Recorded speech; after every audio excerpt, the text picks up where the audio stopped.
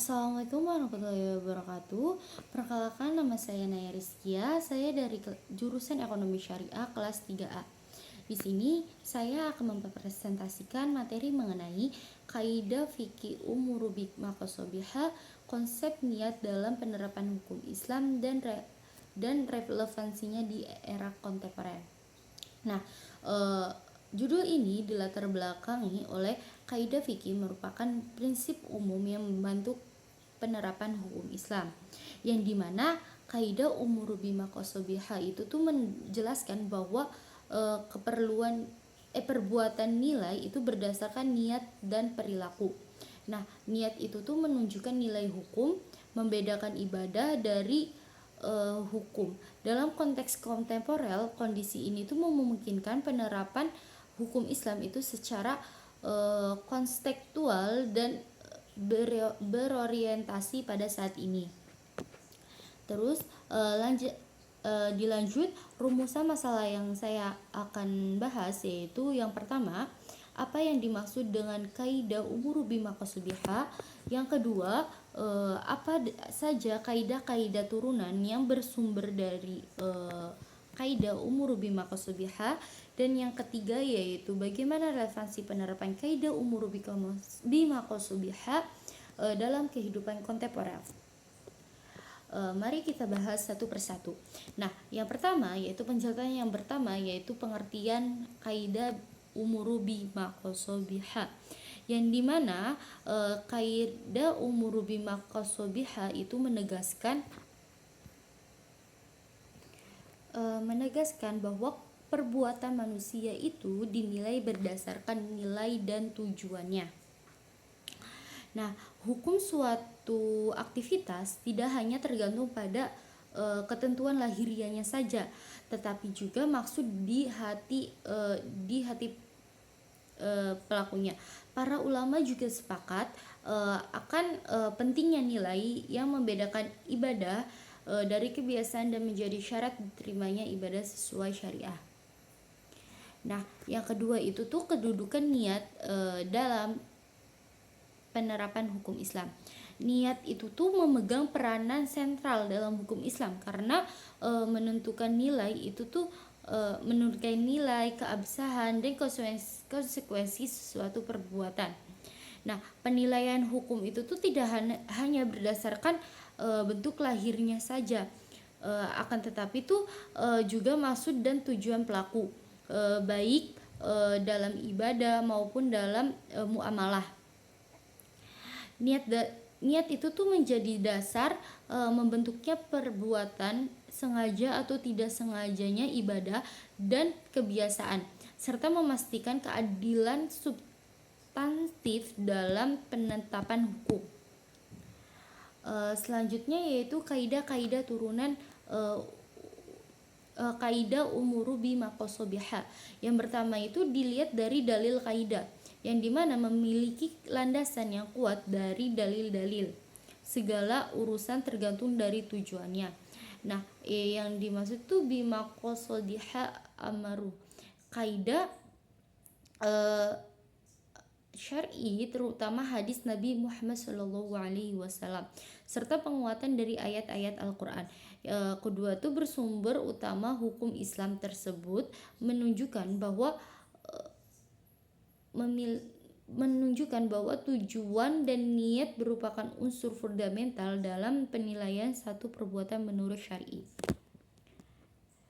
Nah, yang kedua itu tuh ada yang dinamakan asal atau dasar teoris, yang dimana asal itu tuh kaidah ini asal tersendiri itu berdiri dari prinsip-prinsip berikut. Yang pertama itu maqasid al-amal atau tujuan amal. Dalam Islam, hukum itu tidak hanya melihat perbuatan lahiriah, tetapi juga tuh melihat maksud, tujuan di baliknya.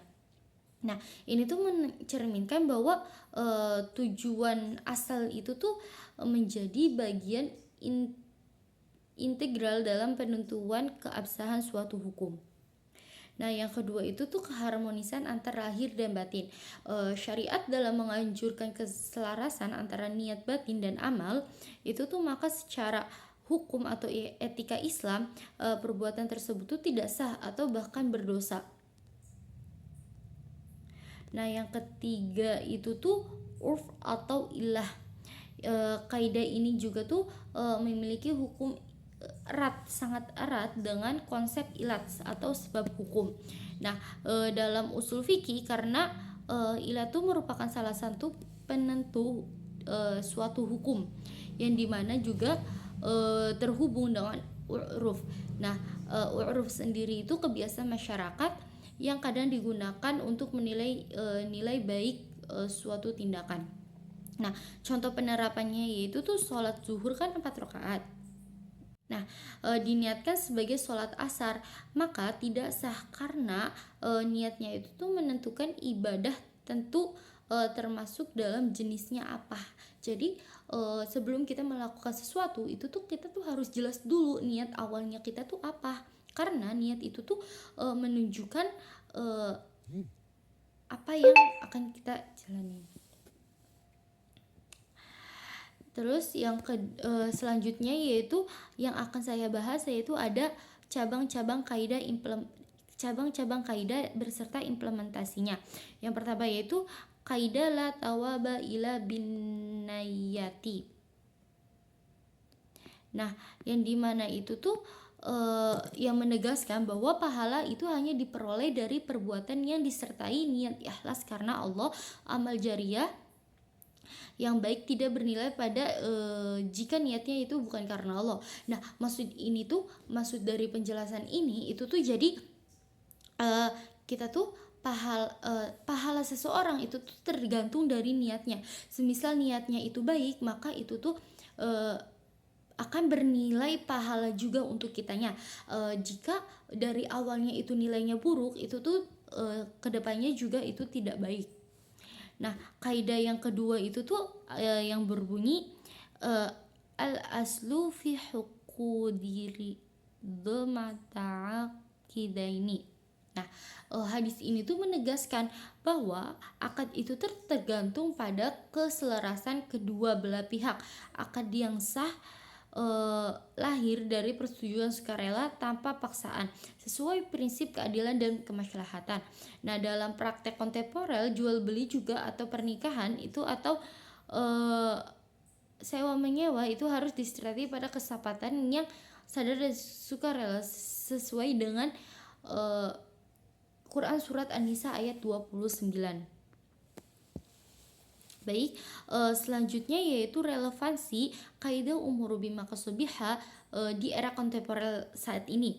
Nah, yang pertama itu landasan penetapan hukum Islam terhadap persoalan kontemporer, yang dimana kaidah umuru bima kasobiha itu menekankan bahwa perbuatan itu tuh dinilai dari tujuan dan yang melatar belakangnya. Dalam masyarakat modern saat ini itu kaidah ini tuh menjadi landasan paling utama dalam menentukan hukum Islam, yang dimana secara konstekstual, fleksibel dan responsif terhadap perubahan zaman yang pada saat ini. Kaidah ini tuh pendekatan berbasis tujuan itu memungkinkan istihad yang adaptif, menjaga relevansi hukum Islam dan memastikan bahwa keadilan dalam praktek muamalah kontemporer. Itu contohnya yaitu sekarang kan udah zamannya digital ya, dan banyak juga orang-orang itu tuh menggunakan transaksi digital di semacam e-commerce dan sebagainya. Nah, itu tuh dapat dinilai halal dan sah secara syariat jika diniatkan itu tuh untuk perdagangan yang jujur dan menghindari penipuan meskipun bentuknya berbeda di jual beli yang nyata. Nah, jadi tuh dengan di zamannya digital saat ini atau di zaman kontemporer saat ini, transaksi digital itu tuh diperbolehkan atau jual beli secara online itu tuh dibolehkan apabila niatnya itu tuh kita untuk mencari keberkahan, mencari rezeki tanpa merugikan atau menipu seseorang. Nah, yang kedua itu tuh penjagaan tujuan umuru bima qasabiha dan kemaslahatan umat.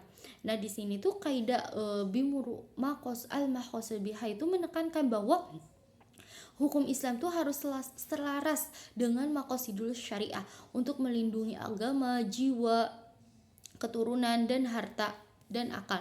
Nah, serta tuh diterapkan juga secara manusiawi dan kontekstual. Contohnya itu tuh kita ngasih contoh transaksi fintech atau pinjaman online. Nah, dinilai dari niat dan dampaknya bukan hanya bukan berupa kontrak untuk mencegah riba dan penipuan.